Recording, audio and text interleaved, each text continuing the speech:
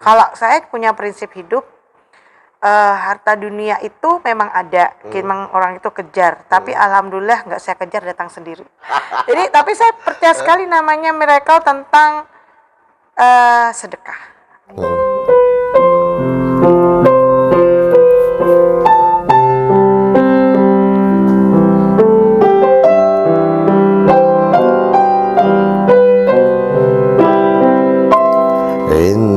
Indonesia tanah air beta, pusaka abadi nan jaya.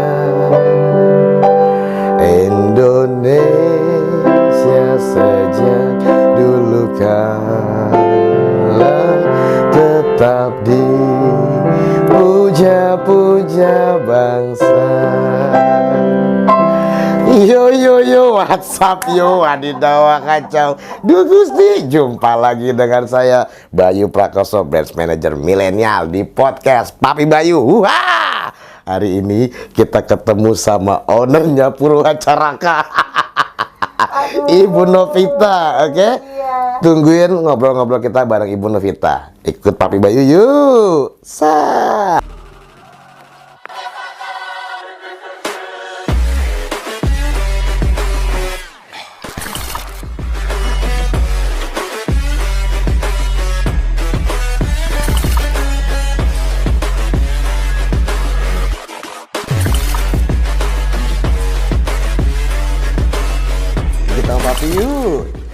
Ibu Novita.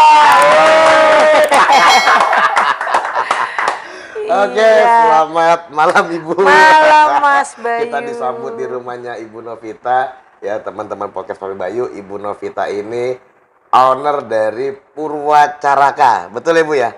Insya Allah. Jadi kalau yang di Jogja, Jateng ya, ini punyanya Ibu Novita semua. Sebenarnya bukan punya sih, cuman diamanahin. Siap Ibu. Sejak kapan Bu berkecimpung di dunia permusikan? Aduh, kalau bicara masalah musik, sebenarnya dari kecil sih. Dulu dari aku umur 8 tahun sebenarnya. Waktu itu Bapak dipindahin ke Tarakan.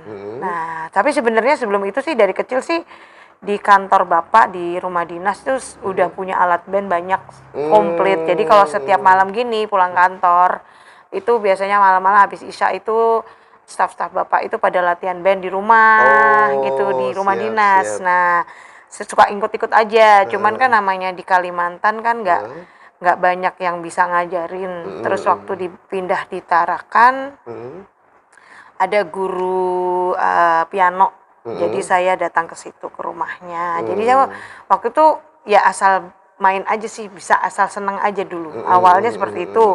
Terus akhirnya saya pindah, Bapak ambil sekolah lagi di UGM. Terus di sinilah, di Jogja inilah saya mulai betul-betul menekuni musik gitu. Iya, belajar musik dari kecil. Gitu di satu sekolah musik Yamaha di Jogja. Oh, pertama Ibu les? Les juga. Di Yamaha? Iya, betul. Nyebut merek ini nggak apa-apa ya? Nggak apa-apa Bu, besok-besok kan iklan dia. Ya nggak apa-apa, karena memang saya memang harus belajar ya sebenarnya. Nah itu ya Ibu udah sediain alat musik di rumah, ya udah saya belajar dulu. Jadi kalau nggak ada yang nganterin, jalan kaki ke situ. Siap. Terus sampai usahanya juga di musik gitu, musik Bu? Ya sebenarnya dari kecil memang main musik, suka di sekolah gitu kan. SMA juga ikut-ikutan teman ngeband gitu kan. Kemudian di SMA 6, terus waktu kelas 3 SMA kebetulan ya Bapak sakit, nggak bisa biayain kuliah. Terus saya ditawarin ngajar di satu sekolah musik di Jogja gitu awalnya. SMA itu Bu ya? Iya, SMA. Tapi memang untuk bayar les musik kan nggak murah zaman dulu. Nah itu juga saya bayarnya dari jualan es juga, es lilin. Berarti benar-benar dari nol banget ya Bu. Betul. Jadi lesnya itu kan sebenarnya Semua kakak, adik, om, tante semua tuh dileskan. Cuman nggak ada yang mau, ya biasalah anak-anak ya lesnya tuh cuman asal seneng udah bisa udah gitu ya. Anak sekarang juga sama, ada beberapa yang kalau les itu cuman asal bisa udah ya udah. Kadang disuruh orang tuanya kan. Beda dengan saya dulu. Jadi karena ketika ibu bilang udah nggak ada yang mau les, terus istilahnya udah deh ya nggak usah les lagi deh. Terus aku duh gimana sih, padahal waktu itu uang les agak mahal juga ya. Jadi kebetulan saya juga dari kecil juga suka bisnis ya. Ya udah dari uang hasil jualan-jualan gitu Jualan buat es tadi juga ya salah jualan satunya, es Bu, ya. lilin di sekolah ya, titip di sekolah. Itu berapa lama, Bu, ngajar di Yamaha? Saya ngajar 14 tahun. 14 Ya, tahun. dari Jadi, saya SMA kelas 3 mau lulus sampai 2004. 2004. Iya, dari tahun 90 sampai 2004 berarti. Jadi itu pengajar musik. Ngajar Semua? musik anak-anak. Semua alat musik? Enggak, jadi saya ngajarnya cuma alat musik anak-anak itu. Jadi kalau di Yamaha itu kita dibagi bagian-bagian. Saya dulu ngajarnya namanya Kenak, kursus elektron anak. Nah, habis itu ganti namanya jadi saya ngajar IEC Electron Study Course sama di Kenak sama si isi Children Electron Course. Jadi itu elektron, jadi saya ngajari lagu-lagu ini ya, lagu-lagu anak-anak dari lagu lullaby dari dia lagu tarara tarara tarara ya sampai lagu yang pokoknya saya harus bisa ngajarin anak gimana dia bisa membayangkan lagu itu isinya apa sih sampai ya sampai dia ngerti terus baru main gitu. Siap. Terus sampai bisa ketemu nama Purwacaraka. Asik. Itu. Sebenarnya Sampai Babe itu sekarang saya jadi- manggilnya Babe ya. siap. Babe itu saya kenal udah lama waktu saya masih ngajar. Sekitar tahun 96. Kebetulan Oh, Babe tahun itu adalah player dari satu merek keyboard. Jadi kan kalau demonstrator ya namanya Pak Purwa itu. Jadi kita ketemu. Waktu itu saya nggak tahu kalau beliau punya sekolah musik. Nah, sekitar tahun 2004, saya tuh dengar bahwa Babe itu ingin mengembangkan sekolah musiknya di kota-kota selain di Bandung. Kebetulan pusatnya kan di Bandung. Oh, pusatnya itu di Bandung. Iya, ya? Purwacaraka di Bandung. Siap. Tapi kalau sekarang di BSD, di Tangerang. Ya, Tangerang. nah itu kita saya cari tahu. Ya udah, waktu itu Babe ya wawancara lah gitu ya, ngobrol-ngobrol ternyata nyambung dan saya bukan orang baru di musik, maksudnya bukan orang baru di dunia musik ya. Dan muridnya juga banyak pasti sudah ya, Bu. Ya. Beliau 14 tahun ya. Iya, beliau mempercayakan untuk wilayah Jogja dan Solo sama saya gitu. Siap. Itu dari mulai tahun 2004 bulan 2004. Juli. sampai sekarang, berarti sudah 16 tahun lebih ya, Iya, Bu, ya? betul, 16 tahun. Luar biasa. Bu, sudah nyetak berapa orang artis, Bu? Aduh, kalau bilang artis, yang dinamakan artisnya kayak apa sih? Sebenarnya banyak ya, banyak. Tapi rata-rata memang saya itu bergeraknya dari dulu. Dari dulu itu bidangnya itu musik pendidikan. Jadi musik anak. Jadi musik pendidikan. Jadi saya selalu mengedukasi orang tua bahwa belajar musik itu tidak hanya menjadi artis, tapi menurut saya itu untuk menyeimbangkan otak kanan kiri. Oh benar, iya. Iya, menyeimbangkan otak kanan kiri dan kebetulan murid-murid saya ketika saya awal ngajar tahun 90-an itu kebanyakan adalah putra-putri dari dosen-dosen UGM. Jadi dosen-dosen yang memang habis kuliah di luar negeri, pulang, terus bahwa musik itu memang harus jadi bagian dari pendidikan gitu. Siap. Jadi kebanyakan murid saya malah sekarang banyak yang jadi dokter. Tapi memang benar ya, Bu, otak kiri kan Iya, dua tangan ya soalnya ya. betul, Dua otak tangan kiri main, kanan, jadi otak kirinya Ji. juga yang biasa karena kreativitasnya dia ya. Betul. Siap, Jadi siap. dan sampai sekarang juga dunia anak itu sampai sekarang juga masih saya handle. Maksudnya saya lebih suka dunia anak-anak. Jadi saya bukan entertain yang manggung gitu ya, yang itu. Tapi banyak sih murid-murid di sini yang akhirnya menjadi entertainer. Ada banyak. Saya nggak bisa nyebutin ya karena dari tahun 2004 banyak banget. Ya, tapi ada juga orang tua yang tidak mau anaknya menjadi seorang entertain. Jadi kebanyakan mereka maunya hanya untuk menstimulasi otak kanan kirinya aja, gitu. Siap. Makanya karena berkecimpungnya di anak-anak, ini alasan ibu kah untuk fokus sama lagu anak-anak? Betul. Jadi memang dunia anak itu kalau menurut saya itu ya mereka itu polos. Dan mereka itu apa adanya. Jadi kalau minta sesuatu itu ya tanpa basa-basi ngomong aja gitu loh. Dia nggak cocok, dia ngomong nggak cocok gitu. Itu menurut saya dunia yang tidak bertopeng lah gitu loh. Jadi saya suka dunia anak-anak. Itu yang jadi pertanyaan Bu. Maksudnya sejak eranya Papa T-Bop dulu di Papa T-Bop ya. Enolerian, terus Trio Kwek Kwek, terus dan lain-lain. Nah itu kan dia. Kesini sudah nggak ada lagi buat anak-anak Bu. Iya. Anak-anak lebih suka lagunya Noah. Iya betul. Makanya itu sebenarnya kemarin itu saya bikin lagu anak-anak itu karena ketika saya mengajar, saya kan harus mengimprove lagu anak tuh kan yang di lagu di pengajaran musik itu kan hanya itu aja tuh. Nah akhirnya ya gimana sih caranya saya pengen buat anak-anak itu untuk anak sekarang bisa punya banyak lagu baru lah, lagu anak. Tapi memang lagu-lagu saya itu lebih banyak kontennya itu isinya tentang pendidikan karakter sih. Iya, jadi biar membangun karakter anak lewat lagu. Jadi tidak hanya kalau lagu-lagu dewasa kan ya gitu ya. Dan jadi tidak hanya itu, tapi kita dari itu ada pesannya, pesan moralnya Nah, itu di lagu ya, itu. Bu? Kok lagu anak-anak lebih tertarik lagu-lagu Dewasa yang cinta-cintaan dibandingkan lagu anak-anaknya sendiri gitu Bu. Ya karena memang lingkungan kali ya. Zaman saya kecil ya kita ada semut di itu tuh enak gitu maksudnya di kita gitu. Cuma kok anak-anak sekarang kenapa ya Bu? Karena sekarang medianya banyak sekali dan medianya itu kan terbuka banget ya, beda kayak zaman dulu ya. Media zaman dulu kan hanya TV. Dan jam tayangnya kan pasti. Kalau sekarang kan gadget itu, handphone itu membuat anak itu bisa buka apa aja dan itu sudah tidak ada batasnya. Lagi-lagi perkembangan zaman teknologi. Betul.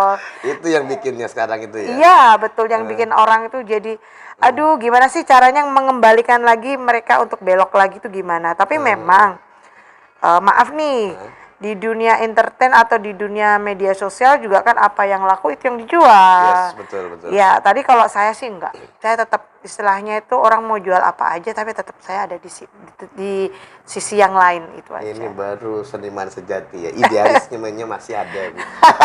Sedikit. Siap. Oke, Bu.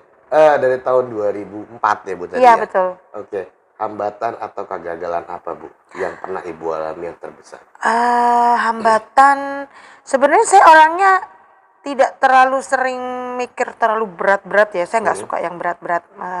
Kalau udah nggak bisa ya udah. Tapi kalau bisa saya usahakan sampai bisa. Kalau saya stylenya seperti itu.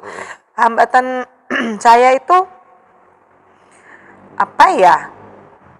Selama ini saya tidak merasa terlalu berat karena mungkin pengalaman saya di bidang musik di sekolah musik udah banyak ya sebelumnya 14 tahun sebelumnya. Terus saya harus membangun sekolah musik baru gitu kan yang walaupun sudah ada label namanya.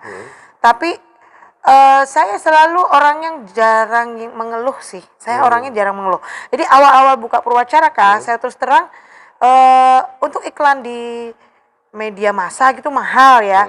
Jadi saya setiap hari, nggak setiap hari ya, setiap weekend itu saya datangi sekolah-sekolah, saya promo ke sekolah. Terus saya juga minggu kan gereja kan banyak tuh. Saya ke mobil-mobil, selipin satu-satu. Luar biasa. Rasul. Itu dulu kayak gitu. Beneran, Bu? Demi Allah. Iya, seperti itu.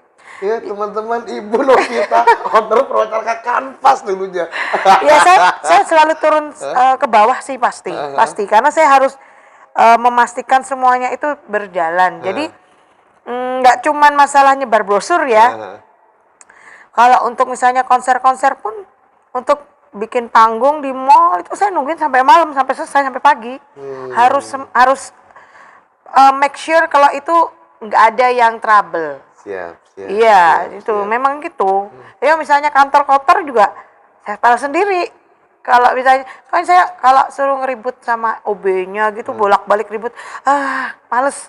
Jadi kalau bisa dikerjain aja. Tapi emang apa ya, saya pertama kali WA sama ibu juga simpel yang segala macem, istilahnya nggak mau yang ribet, yang terlalu ini ya udah pokoknya saya ngerjain apa kerjaan saya gitu aja ibu ya. Ya, tipenya Santai saya ya? gitu. Jadi saya orangnya yang males sulit. Maksudnya masalah itu tidak usah dipersulit. Jadi kalau bisa saya kerjain. Siap, siap. Ya, siap. jadi kalau staff saya kayaknya ada yang dia belum ngerti atau apa, ya udah saya sambil kerjain. Nanti saya sambil ngomong ini gini loh, ini gini. Jadi saya ngerjain dulu. Jadi belajarnya mereka bukan saya perintah enggak, tapi saya gini nanti gini ya gitu. Jadi sambil jalan. Jadi dan saya menganggap semua staff saya itu bukan staff tapi teman. Siap, Guru juga siap. Oke ibu, tadi mungkin untuk sukses ada harga yang harus dibayar ya bu ya. Tuh. Tadi ibu juga sudah bilang sampai harus turun ke bawah lagi. Mungkin apa lagi bu pengorbanan yang udah ibu lakuin? Banyak ya. Jadi saya bangun Purwacaraka itu bukan hanya karena nama besar Babe ya, karena saya juga harus bisa memberi kepercayaan kepada orang-orang yang memberi anaknya untuk belajar. Jadi saya harus bisa membuktikan bahwa belajar di sini itu tidak hanya belajar aja, tapi anak-anak juga memang mampu. Dan guru-guru juga saya minta untuk bisa sesuai dengan ininya lah, SOP-nya lah, apa yang ada di sini itu tidak mudah. Memang karena tahu sendiri seniman itu kan bangunnya siang, terus on time susah. Nah itu saya membangun itu sulit sekali. Jadi untuk menyamakan visi itu susah. Jadi mungkin karena kalau saya bukan seniman sejati ya, karena saya kuliahnya juga nggak di musik, saya kuliahnya di UGM. Tapi jiwanya kan nggak bisa hilang. Nah, tapi saya berusaha untuk itu.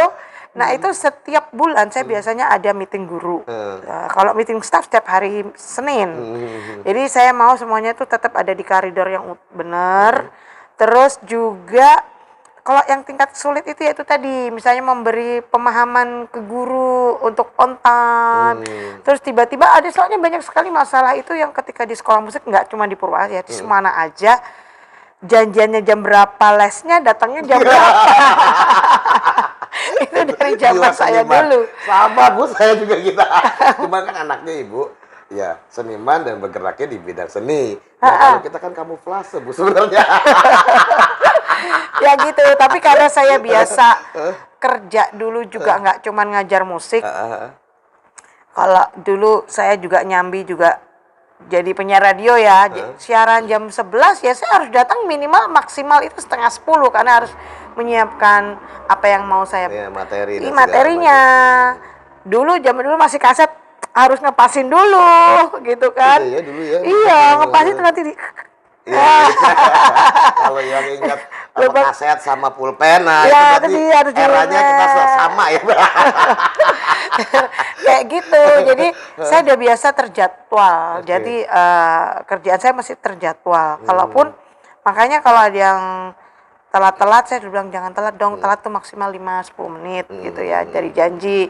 Karena tapi kalau di sekolah musik sini saya nggak boleh telat. Jadi harus on time. Staff pun juga datangnya minimal 15 menit sebelumnya harus datang. Telat sikat gitu. Kayak gitu juga. Siap. Oke Bu, kegiatan di luar pekerjaan. Nah, ini saya sering lihat Ibu sepedaannya luar biasa. Ikut klub kah Bu? Gimana? Ikut klub kah? Saya ikut komunitas sepeda. Sebenarnya di sepedaan itu tadi, saya tuh dari kecil sepedaan sebenarnya. Sekolah SD sepeda, SMP nyepeda, SMA juga nyepeda, kuliah pun di UGM saya nyepeda. Cuman masalahnya kadang kan namanya anak muda ya, novi sepeda, terus akhirnya ya udahlah naik motor gitu ya. Tapi di luar itu saya itu sukanya emang sepedaan. Ketika sepeda belum viral kayak sekarang ini, belum ramai gini ya saya memang kerjaannya nyepeda, terus lari. Jadi karena sebelum pandemi renang juga iya, tapi setelah pandemi belum berani sih berenang. Tapi jadi sekarang tuh paling cuman lari seminggu sekali. Banyak sepedaannya sekarang. Iya, sepedanya jauh-jauh sih. Barang Pak Jendro juga jangan-jangan. Beda klub. Beda klub ini ya. Iya, saya ikutnya yang ibu-ibu, terus juga sama klub sepeda goes UGM, Kagama, iya. Ya kalau dulu kan kita sepedaan kan memang hobi ya, seneng ya. Iya, Kalau sepeda sekarang hobi. Kan buat foto Bu sebenarnya. Kalau sekarang kan buat foto sama cari pamer tempat sepeda. kuliner. Iya, tempat kuliner. betul. Bu. Oke Bu, mimpi seorang Ibu Novita ke depan.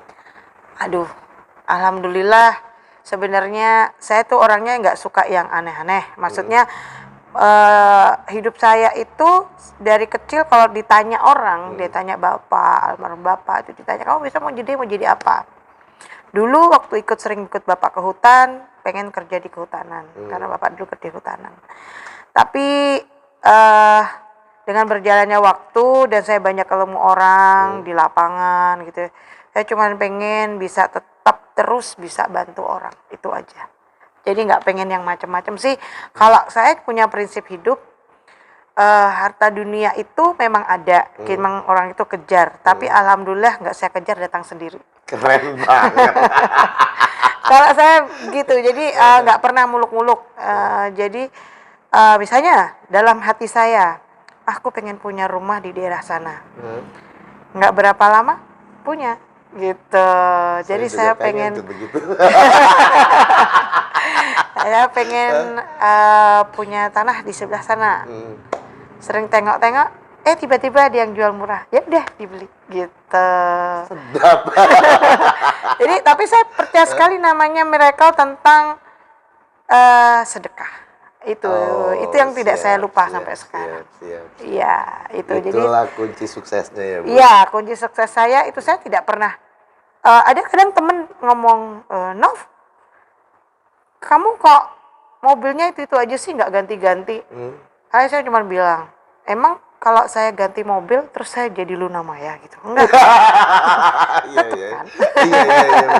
Jadi menurut saya itu hanya sebagai fasilitas, tapi fasilitas itu tidak akan membuat saya lebih dari apa yang saya sekarang. Itu aja sih. Iya, jadi prinsip saya seperti itu.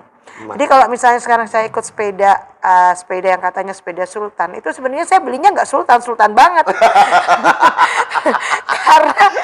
karena saya pun belinya titip waktu anak kuliah di luar. Jadi harganya nggak gorengan kayak sekarang. Oh, kalau di sana mah murah ya kali Bu ya? Ya sebenarnya nggak murah juga sih, murah mobil sih. aja lumayan kan, sepeda juga lumayan, barang mewah ya maksudnya. Pajak kena juga, tapi ya menurut saya itu wajar lah, karena kalaupun misalnya nih maaf Mas Bayu, saya beli tas Louis Vuitton gitu, ya harganya itu kan menurut saya untuk apa tas itu buat saya, tidak bisa membuat saya lebih hebat juga. Padahal pajaknya kan lebih tinggi dan harganya juga lebih mahal. Itu tidak bisa, maksudnya tidak using buat saya lah, nggak berguna buat saya. Siap. Berarti fungsi lah ya. Fungsi, saya lebih ke fungsi. Jadi bukan masalah mahal atau murah, tapi lebih ke saya butuh nggak sih? Saya perlu nggak sih itu? Siap. Gitu. Oke Bu, terakhir ya Bu ya. Pesan-pesan atau quotes-nya seorang Ibu Novita. Aduh. Ke penonton podcast Papi Bayu. Iya, kalau pesan saya sih lakuin apa yang kamu suka. Jadi kunci sukses hidup saya itu adalah saya menekuni apa yang menjadi hobi saya. Jadi fokus, jangan pernah meleng ke sana kemari, lihat temennya lagi jualan apa ikut-ikutan, temennya ini apa ikut-ikutan, enggak. Tapi fokus di apa yang jadi hobi kamu, dan itu akan menjadi kerjaanmu itu akan lebih bersemangat. Siap Bu. Tapi untuk kita itu yang susah. Iya, emang memang susah segampang kan. Selain hobi musik, hobi sepedaan, saya juga hobi traveling sebenarnya. Nah, ketika saya jalan-jalan ke negeri tetangga gitu ya, saya tidak pernah masuk ke hotel yang mewah. Tapi saya masuknya ke backpackeran. Karena itu tadi fungsinya saya tuh ke situ ngapain sih? Kalau cuma buat jalan-jalan itu kan buat tidur doang. Nah, itu menjadi motivasi saya. Sekarang saya ngembangin homestay backpacker juga. Oke. Gitu, iya. Di Jadi Jogja, Bu? Jogja, saya pegang 5. Luar biasa, ternyata sudah expand nih, Bu. Ya. Enggak, maksudnya rumah-rumah yang nggak kepake saya bikin itu. Rumah bikin saya nggak homestay kepake, gitu ya? iya. Rumah-rumah yang, ya rumah saya nggak kepake daripada cuma dihuni semut. Ya udah, karena saya hobinya properti sih memang. Siap, boleh. Dari boleh. dulu saya beli properti pertama umur 20 tahun. Umur 20 tahun. Dari kerja. Teman-teman kalau mau ke Jogja backpacker hubungi Ibu Novita. Iya, Nanti harganya IG-nya murah saya kasih meriah. ya. Oke, teman-teman, Oke. kalau pengen lihat lagi mentor-mentor yang keren banget kayak gini dari nol, buka Purwacaraka, ngajar sendiri. Iya, betul. Ngajar sendiri dulu ya, Bu ya. Iya, Terus ngajar udah gitu, apa namanya, nganfas juga sendiri. Ya. Keren abis. Oke, jangan lupa subscribe ya, Bu ya.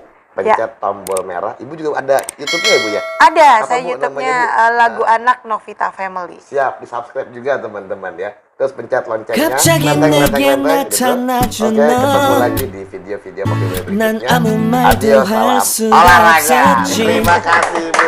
첫눈에 반한다는 Mantap, 이야기가 널 보는 순간 이해가 됐어. 매번 야야야야야 불러 널 야야야야 내 맘을 고백하려고 타이밍만 보는